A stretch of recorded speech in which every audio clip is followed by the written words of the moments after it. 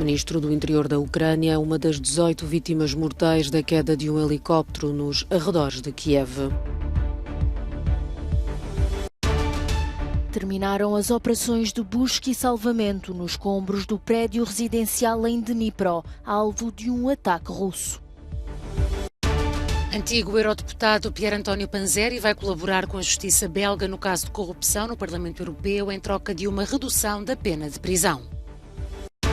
Ativistas acusam o governo do Reino Unido de transfobia após bloqueio ao projeto de lei da Escócia para facilitar a mudança de sexo. México proíbe consumo de tabaco em todos os locais públicos.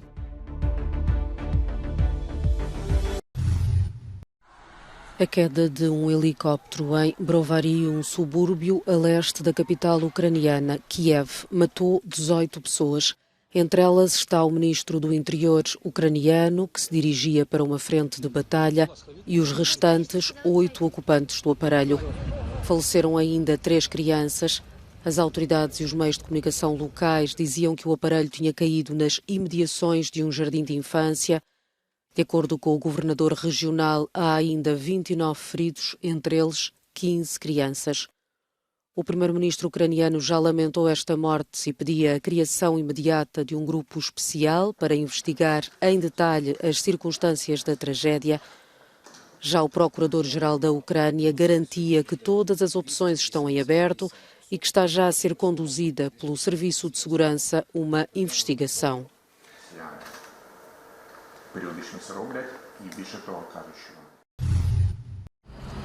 Terminaram as operações de busca e salvamento nos escombros do prédio residencial atingido por um míssil russo na cidade ucraniana de Dnipro. Pelo menos 45 pessoas morreram, entre elas crianças, e há registro de pelo menos 79 feridos. 19 pessoas continuam desaparecidas. Katerina, a filha de Mikolá, e a família viviam neste bloco de apartamentos. Ela foi levada para o hospital. O marido e o filho de 11 meses continuam em parte incerta. Olhar para o apartamento que já não está lá, onde estavam os meus filhos, o meu neto que morreu naquele momento. Maldito Putin e toda a sua escumalha. Os funerais das vítimas começaram esta terça-feira. Entretanto, na Rússia surgiu um raro sinal público de empatia com a Ucrânia. Em Moscovo foi erguido um memorial improvisado, perto do monumento de um escritor para homenagear as vítimas deste ataque. O Kremlin continua a negar que o seu alvo seria o edifício.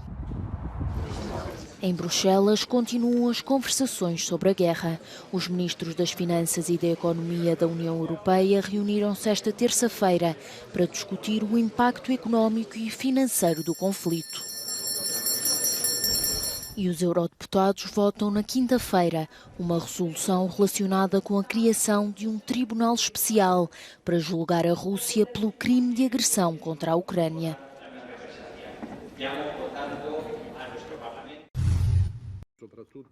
O ex-eurodeputado socialista italiano Pier António Panzeri assinou um acordo de arrependimento com as autoridades belgas. A figura central no escândalo de corrupção no Parlamento Europeu vai revelar dados cruciais em troca de uma sentença reduzida, de acordo com um comunicado do Ministério Público Federal da Bélgica. É uma das 4 pessoas em prisão preventiva, juntamente com Eva Kaili, ex-presidente do Parlamento Europeu, o companheiro desta e ainda um dos seus antigos colaboradores. Panzeri, que exerceu 3 mandatos seguidos no Parlamento, no total de 15 anos, fundou uma organização não governamental que terá usado como fachada da atividade criminosa. O suspeito deverá explicar como é que a organização funcionava, quais as disposições financeiras e as pessoas envolvidas. A decisão de Panzeri de cooperar com as autoridades belgas poderá ser uma janela para acelerar os desenvolvimentos deste enorme escândalo de corrupção. Esperemos que surjam mais nomes e que nos aproximemos da verdade o mais depressa possível.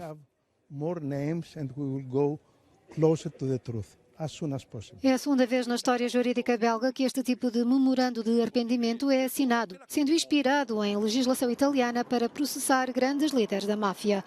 De acordo com Laurent Ken, advogado de Panzeri, o seu cliente receberá uma pena de 5 anos, mas a parte que exceder 1 ano será suspensa. Disse ainda que a pena de prisão efetiva poderá ser parcialmente cumprida com vigilância eletrónica no domicílio. Bens avaliados num milhão de euros serão confiscados e terá de pagar uma multa. Defensores dos direitos da comunidade transgênero acusam o governo britânico de transfobia depois deste ter bloqueado um projeto de lei aprovado na Escócia para facilitar a mudança de sexo e que prevê, entre outras coisas, a alteração da idade de 18 para 16 anos.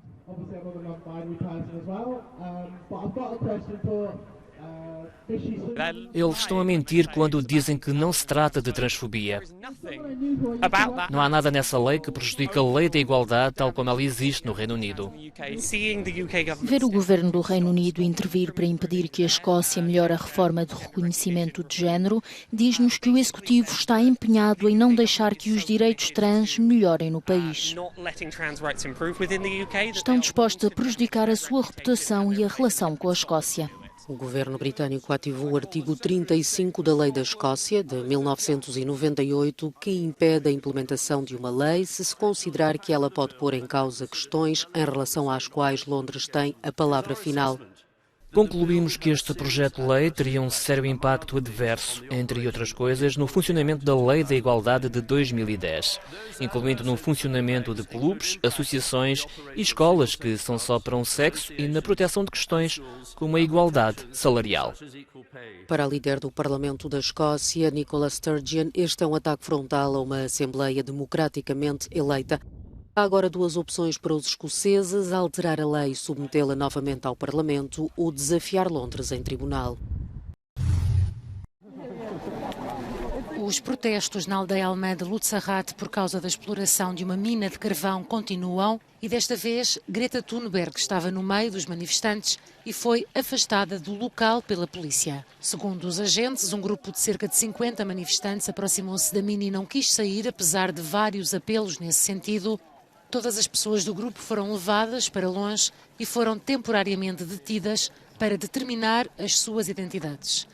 A ativista sueca juntou-se aos protestos no final da semana passada e no domingo foi expulsa da manifestação pelas autoridades. Esta terça-feira foi fotografada a sorrir no autocarro da polícia, pouco depois de ser detida. Mais de 35 mil pessoas protestaram nos últimos dias em Lutzerat contra a expansão de uma mina de carvão a céu aberto que irá ocupar a aldeia e as zonas rurais circundantes. As organizações não-governamentais International Rescue Committee, Save the Children e CARE retomaram parcialmente a sua atividade no Afeganistão. São sobretudo programas relacionados com saúde e nutrição. As referidas ONGs dizem ter recebido dos responsáveis talibãs a garantia de que as afegãs que trabalhavam para estes organismos internacionais poderão voltar a exercer as suas funções. Em dezembro, as autoridades afegãs começaram por bloquear o acesso das mulheres às universidades públicas ou privadas. Mais tarde, acabariam por decidir o fim do trabalho das afegãs com organizações não-governamentais por, alegadamente, algumas não respeitarem o código de vestuário, isto apesar de agora garantirem que tudo se tratou de um mal-entendido. Estas decisões acabaram por levar a protestos em várias cidades do país. De acordo com organizações internacionais, a fome faz parte do cotidiano de metade dos 38 milhões de afegãos e 3 milhões de crianças estão em risco de subnutrição. O México aperta ao cerco aos fumadores. No domingo foi promulgada no país uma das leis anti-tabaco mais rigorosas de toda a América Latina. O decreto proíbe o consumo de tabaco em todos os locais públicos, incluindo hotéis, parques e praias, e faz parte da Lei Geral para o Controlo do Tabaco no país. Os habitantes continuam divididos em relação a esta mudança. Creio que é bom e, ao mesmo tempo, mau. É bom porque nos faz mal e não nos apercebemos, mas, ao mesmo tempo, é mau porque cada um deve fazer o que quiser com a sua saúde. As pessoas já não querem vir para dentro, porque hoje toda a gente fuma, todos querem fumar, por isso as nossas vendas vão baixar. Esta nova diretriz também inclui a proibição total de publicidade ou promoção de tabaco. Os cigarros passarão a nem sequer estar expostos, no interior das lojas.